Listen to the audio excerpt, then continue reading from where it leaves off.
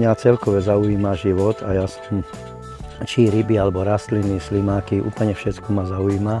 A bolo to také nádherné, že keď som sa ako tak naučil pohybovať sa pod tou vodou, že som sa mohol k tým rybám priblížiť, pozorovať zblízka a tak ďalej. A že to ma úplne akože dostávalo do vytrženia, akože proste akože možno pre niekoho cigareta, pre niekoho droga, ale pre mňa bolo toto. Čiže vlastne ja som sa preto nenaučil ani fajčiť, ani piť celý život, preto, lebo mal som toto.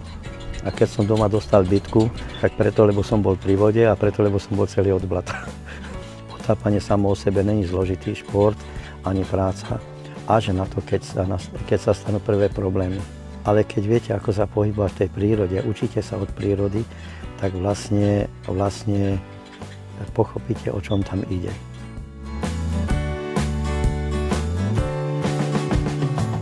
Napríklad sme čistili Hincové pleso, našiel som tam pec, ale tam široko ďaleko žiadna chata není.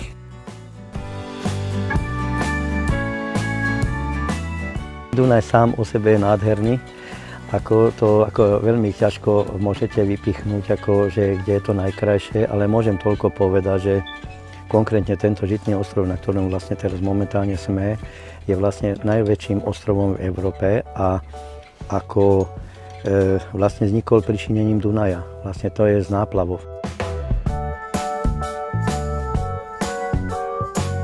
Pravda je taká, že v Nemecku, v Rakúsku, ako ten bordel na vode, plastové fľaše, alebo také nevidíte. Od Devy na dole, už sa s tým stretávate. To ma mrzí najviacej, že aj našinca, že ide do tej prírody, zobere si tie veci, skonzumuje, ale už ich nezobere naspäť, pritom je to veľa ľahšie. A stačilo by malý sáčok a dať to tam, kam patrí.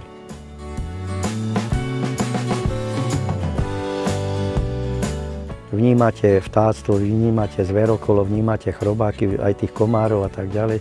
Koniec koncov sú doma a vlastne akože to k tomu patrí. Bývam na tej lodi väčšinu svojho života, ale nikto ako z tých kamenných a panelákových bytov nevie to, čo zažívam ja. Ja mám čajku ochočenú, ktorá mi chodí, sedí na zabradli a takto jej hádžem, ona bere.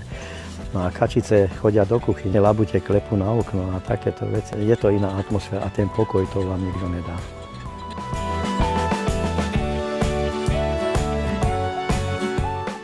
Len ten, kto má prírodu rád a tie zákony vie pochopiť a plne využiť jej krásy.